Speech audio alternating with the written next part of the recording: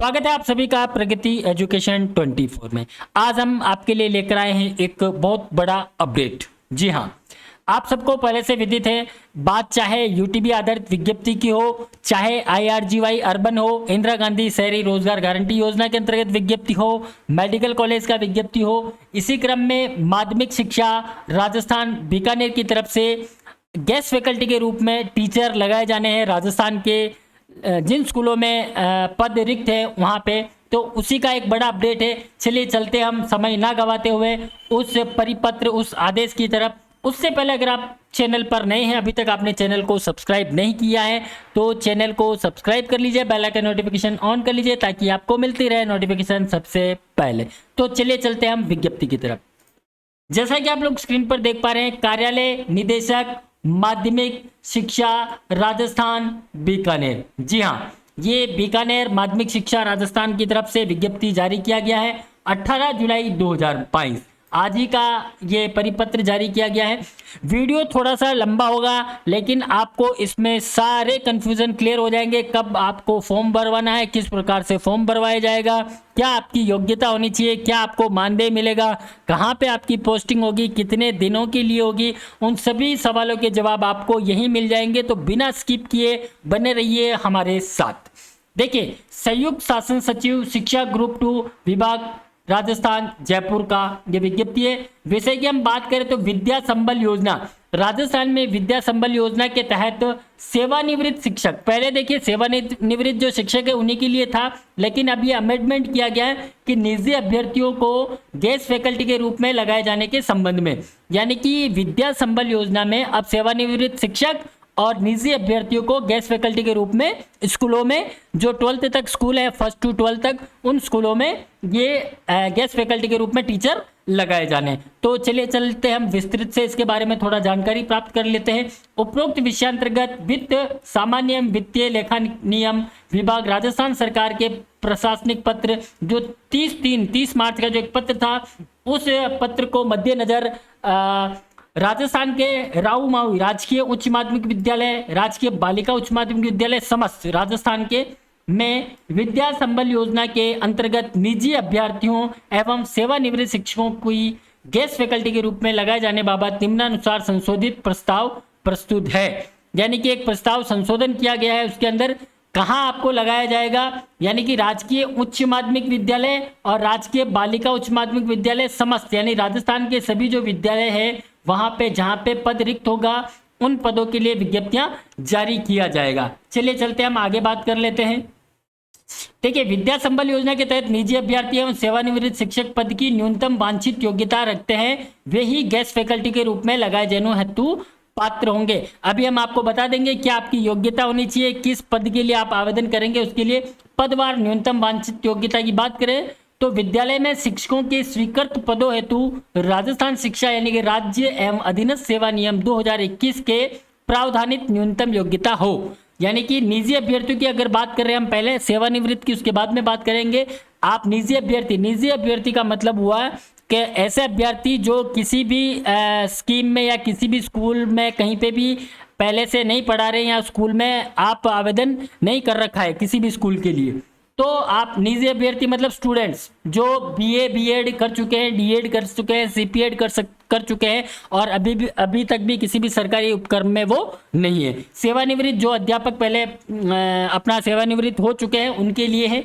तो अभी हम निजी अभ्यर्थियों की बात कर लेते हैं। पद नाम की बात करें तो व्याख्याता का जो पद है वो निकाला जाएगा। जीव विज्ञान के लिए बात कर लें, बायोलॉजी के लिए, तो इसकी शैक्षणिक योग्यता रखी है इन्होंने प्राणी विज्ञान या वनस्पति विज्ञान जीव प्रौद्योगिकी में विश्वविद्यालय अनुदान आयोग यूजीसी के द्वारा मान्यता प्राप्त संस्था से स्नातकोत्तर या समतुल्य परीक्षा साथ ही स्नातक स्तर पर संबंधित विषय का भी अध्ययन किया हो। आपके पास एमए का डिग्री हो संबंधित सब्जेक्ट में और स्नातक में आपने जिस सब्जेक्ट के लिए आप अप्लाई कर रहे हैं उस सब्जेक्ट का आपने स्टडी किया हो। और प्रशैक्षिक अर्हता की बात करें तो आपके पास बीएड अवेलेबल हो, बीएड तो किया हो और उसके साथ आपके पास एमए हो कंसर्न सब्जेक्ट के अंदर। व्याख्याता भौतिक रसायन और गणित की बात करें, इसके लिए जो पद निकाले जाएंगे वो संबंधित विषय में विश्वविद्यालय अनुदान आयोग यूजीसी के द्वारा मान्यता प्राप्त संस्था से स्नातकोत्तर या समतुल्य परीक्षा, साथ ही स्नातक स्तर पर संबंधित विषय का अध्ययन किया हो, यानी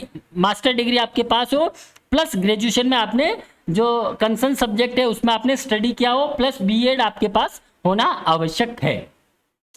आगे बात कर लेते हैं वरिष्ठ अध्यापक का जो विज्ञप्ति निकाला जाएगा, उसमें सब्जेक्ट है अंग्रेजी, हिंदी, गणित और तृतीय भाषा का जो विज्ञप्ति होगा उसमें वैकल्पिक विषय के रूप में, ऑप्शनल सब्जेक्ट के रूप में आप संबंधित विषय के साथ स्नातक या समतुल्य परीक्षा, यानी आप ग्रेजुएट हो संबंधित, अगर आप अंग्रेजी के लिए करेंगे, इंग्लिश के लिए तो इंग्लिश में आपने सब्जेक्ट हो आपके पास स्नातक में, हिंदी हो, गणित हो, तृतीय भाषा, जिस सब्जेक्ट के लिए आप करेंगे कंसर्न सब्जेक्ट आपका वहाँ पे वैकल्पिक विषय में वो होना चाहिए। बीएड आपके लिए अनिवार्य है। वरिष्ठ अध्यापक विज्ञान साइंस के लिए बात कर रहे हैं तो भौतिक विज्ञान, रसायन विज्ञान, प्राणी विज्ञान, वनस्पति विज्ञान, सूक्ष्म जीव विज्ञान, जैव प्रौद्योगिकी, जैव रसायन विज्ञान में से कम 2 विषय वैकल्पिक विषय के रूप में लेकर स्नातक या समतुल्य परीक्षा हो, यानी कि ग्रेजुएशन लेवल में कम से कम इन सब्जेक्ट में से 2 सब्जेक्ट आपके ग्रेजुएशन लेवल में हो, तभी आप इसके लिए पात्र होंगे। बीएड आपके लिए कंपलसरी है। वरिष्ठ अध्यापक की बात करें सामाजिक विज्ञान के लिए यह विज्ञप्ति होगा, इसमें हिस्ट्री, इतिहास, भूगोल, अर्थशास्त्र, राजनीतिक विज्ञान, समाजशास्त्र, लोक प्रशासन, दर्शन शास्त्र में कम से कम 2 विषय वैकल्पिक विषय के रूप में लेकर हिंदी माध्यम में स्नातक या समतुल्य परीक्षा हो, यानी कि हिंदी मीडियम में आपने स्नातक किया हो, कम से कम इन सभी सब्जेक्ट में से 2 सब्जेक्ट आपके पास हो। बीएड आपके लिए अनिवार्य रहेगा। अगली बात कर लेते हैं अध्यापक लेवल सेकंड L2 के लिए है अंग्रेजी और गणित, इनके लिए विज्ञप्ति आएगा तो न्यूनतम 50% अंकों सहित गणित या अंग्रेजी संबंधित पद जिसके लिए आप आवेदन करेंगे वैकल्पिक विषय के साथ स्नातक आपके पास होना चाहिए। न्यूनतम आप 50% यानी 50% आपका स्नातक में अवेलेबल हो, 50 से अगर आप कम हैं तो आप इसके लिए एलिजिबल नहीं है। बीएड में न्यूनतम अंकों के साथ रीट लेवल सेकंड परीक्षा उत्तीर्ण की हो आपने और जिसकी वैधता अभी समाप्त नहीं हुई हो, तभी आप इसके लिए आवेदन के पात्र होंगे। अध्यापक लेवल फर्स्ट की बात कर लेते हैं तो 50% अंकों सहित उच्च माध्यमिक विद्यालय या समकक्ष परीक्षा उत्तीर्ण आपने कर रखी हो, यानी कि 12वीं पास हो आप 50% के साथ, उसके साथ ही आपके पास डीएलएड व न्यूनतम अंकों के लिए साथ रीट लेवल फर्स्ट परीक्षा उत्तीर्ण की हो जिसकी वैधता अवधि समाप्त नहीं की गई हो। यानी अध्यापक लेवल फर्स्ट के लिए अगर आप अप्लाई कर रहे हैं तो आपके पास 50% के साथ 12th पास होना आवश्यक है, उसके साथ ही डीएलएड होना चाहिए और रीट लेवल फर्स्ट आपने क्लियर कर लिया हो और उसका जो वैधता प्रमाण पत्र है उसकी वैधता अभी तक समाप्त नहीं हुई हो। नेक्स्ट बात कर लेते हैं शारीरिक शिक्षा अध्यापक की बात कर रहे हैं। फिजिकल एजुकेशन टीचर किसी भी मान्यता प्राप्त बोर्ड से सीनियर सेकेंडरी अथवा समतुल्य परीक्षा यानी कि 12th आपका क्लियर हो, उसके साथ सीपीएड, डीपीएड या फिर बीपीएड, ये तीनों में से कोई भी एक कोर्स एनसीटी अप्रूवल आपके पास होना आवश्यक है, तभी आप इसके लिए अप्लाई कर पाएंगे। प्रयोगशाला सहायक लैब असिस्टेंट की हम बात कर लेते हैं। भौतिक विज्ञान, रसायन विज्ञान, जीव विज्ञान, सूक्ष्म जीव विज्ञान, जैव प्रौद्योगिकी, जैव रसायन विज्ञान, गणित में से कम 3 वैकल्पिक विषय के रूप में लेकर सीनियर सेकेंडरी या समतुल्य परीक्षा उत्तीर्ण हो, यानी कि 12th पास आपको यहाँ पे माना गया है, यानी आप 12th पास हो और कम से कम इन सब्जेक्ट में से 3 सब्जेक्ट आपके वहाँ पे अवेलेबल हो, तभी आप इसके लिए अप्लाई कर पाएंगे।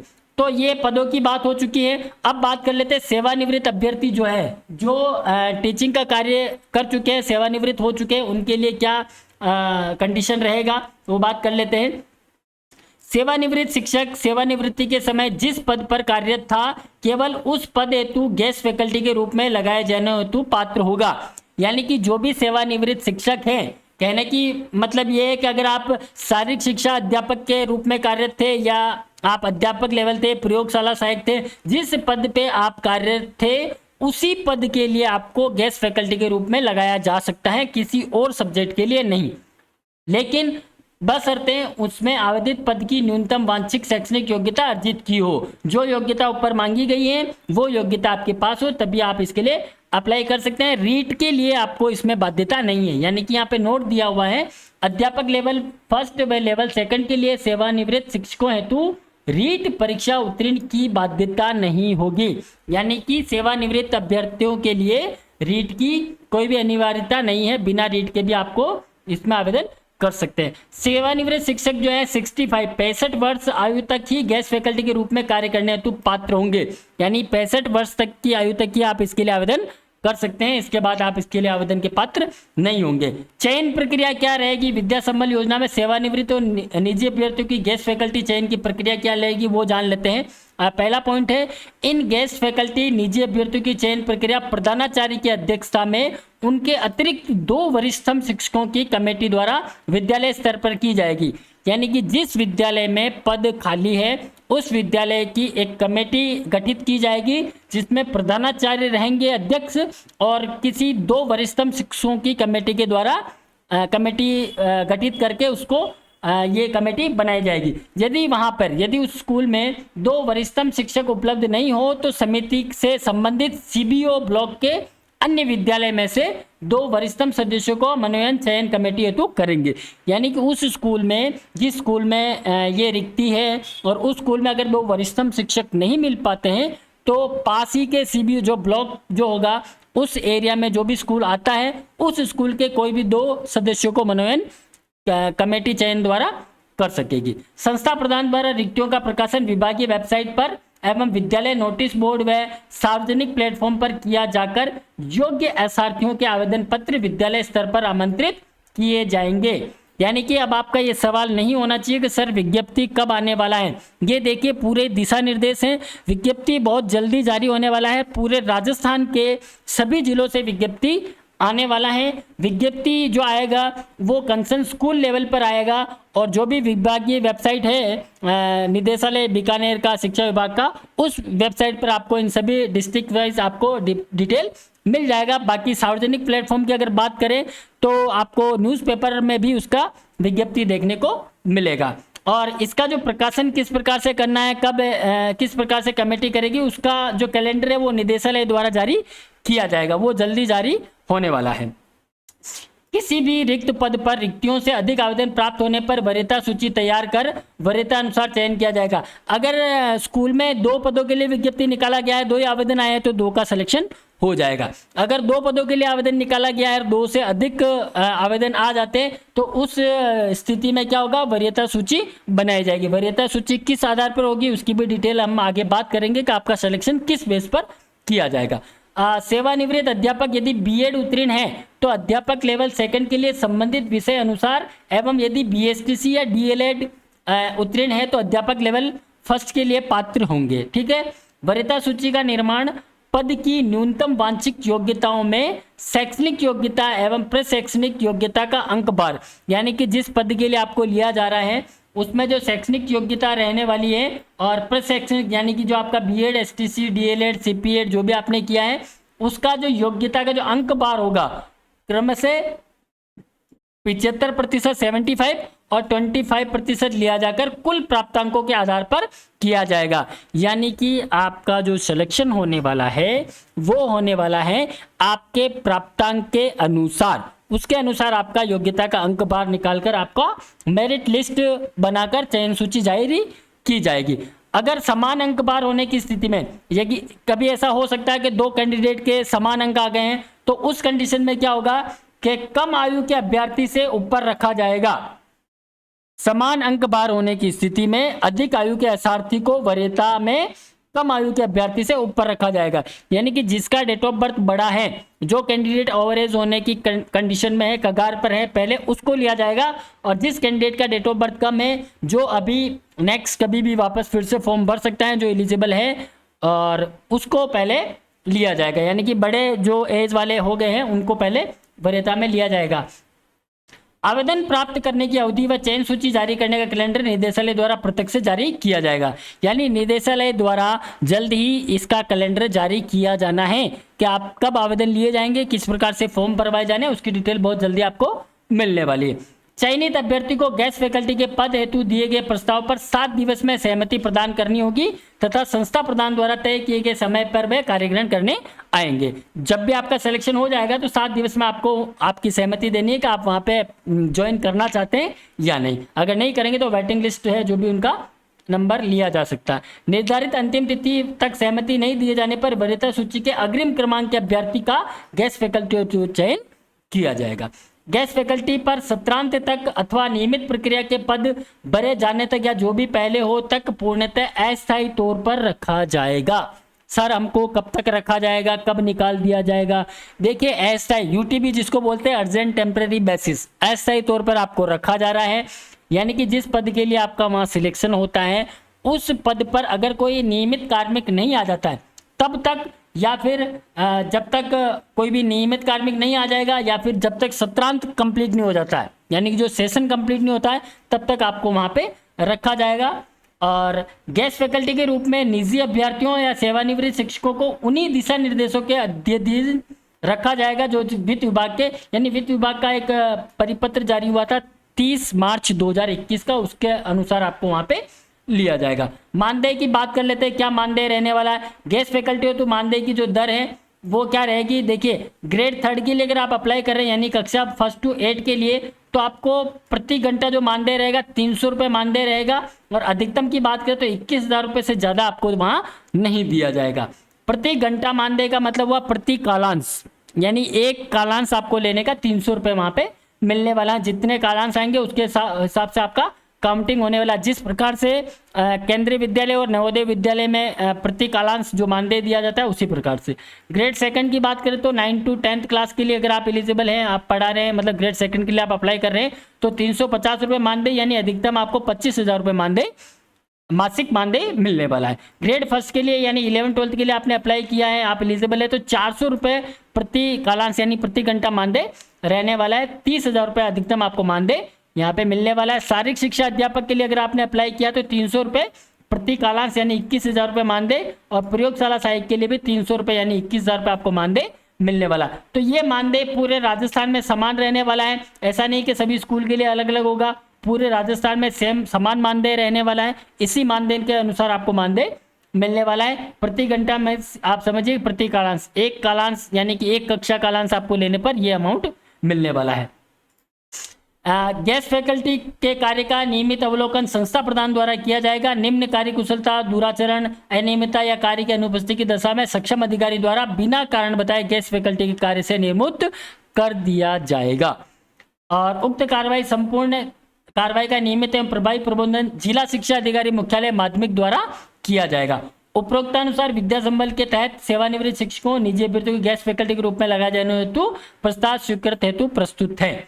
तो ये दिशा निर्देश जारी किए गए हैं, तो बहुत जल्दी आपको ये विज्ञप्तियां देखने को मिलेगी विद्या संबल योजना की। तो आप देख लीजिएगा आपका किस प्रकार से आपने योग्यता हासिल कर रखी है, उस हिसाब से आप फॉर्म फिल कर पाएंगे। तो इसमें फिर भी आपको कोई कंफ्यूजन है तो आप कमेंट के माध्यम से हमें बता सकते हैं। ये विज्ञप्ति आपको अभी जस्ट वीडियो के बाद में जो टेलीग्राम चैनल है वहाँ पे आपको पोस्ट कर दी जाएगी। अगर आपने टेलीग्राम चैनल अभी तक ज्वाइन नहीं किया है तो टेलीग्राम पे जाइए, प्रगति एजुकेशन 24 लिखिएगा, आपको टेलीग्राम चैनल मिल जाएगा। उस टेलीग्राम चैनल पर अभी हम ये जो दिशा निर्देश है वहाँ पोस्ट कर देंगे, तो यहाँ से आप इसको डाउनलोड करके आप कंप्लीटली इसको देख पाएंगे। तब तक के लिए थैंक यू, धन्यवाद, एडवांस बेस्ट ऑफ लक। बने रहिए आप हमारे साथ, ऐसे ही प्यार बांटते रहिए।